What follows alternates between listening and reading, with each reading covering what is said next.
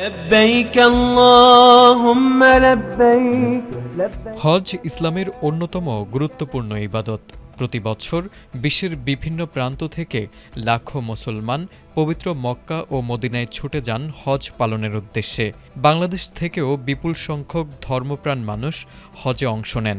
এসব হজ যাত্রীদের নিরাপত্তা ও সুষ্ঠু ব্যবস্থাপনা নিশ্চিত করতে সৌদি আরব প্রতি বছরই নানা উদ্যোগ নেয়। এবার ২০২৭ সালের হজ মৌসুম সামনে রেখে হজ যাত্রীদের আবাসন ব্যবস্থাপনায় নতুন নিয়ম চালু করতে যাচ্ছে দেশটি।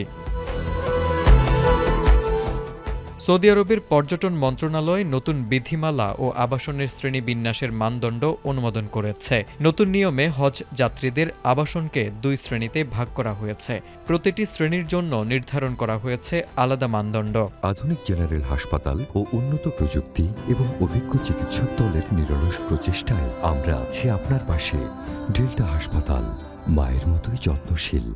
নিরাপত্তা, পরিচ্ছন্নতা, রক্ষণাবেক্ষণ, অতিথি কক্ষ, সাধারণ ব্যবহার্য স্থান, অভ্যর্থনা কেন্দ্র এবং অতিথি সেবার মান সবকিছুই এবার আরও কঠোরভাবে যাচাই করা হবে। শুধু তাই নয়, আবাসন প্রতিষ্ঠানগুলোকে লাইসেন্স দেওয়ার আগে, কার্যক্রম শুরুর আগে এবং কার্যক্রম চলাকালীন নিয়মিত পরিদর্শনের আওতায় আনা হবে। অর্থাৎ হজ যাত্রীদের গ্রহণের আগেই আবাসন প্রতিষ্ঠানকে নির্ধারিত মান পূরণ করতে হবে। সৌদি কর্তৃপক্ষ বলছে, এর মূল লক্ষ্য হজ যাত্রীদের জন্য নিরাপদ, সুশৃঙ্খল ও মানদণ্ড আবাসন নিশ্চিত করা।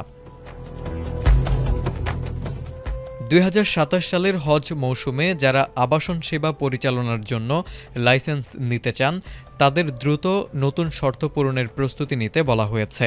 আবেদন করার আগেই প্রয়োজনীয় রক্ষণাবেক্ষণ ও প্রস্তুতিমূলক কাজ শেষ করতে হবে।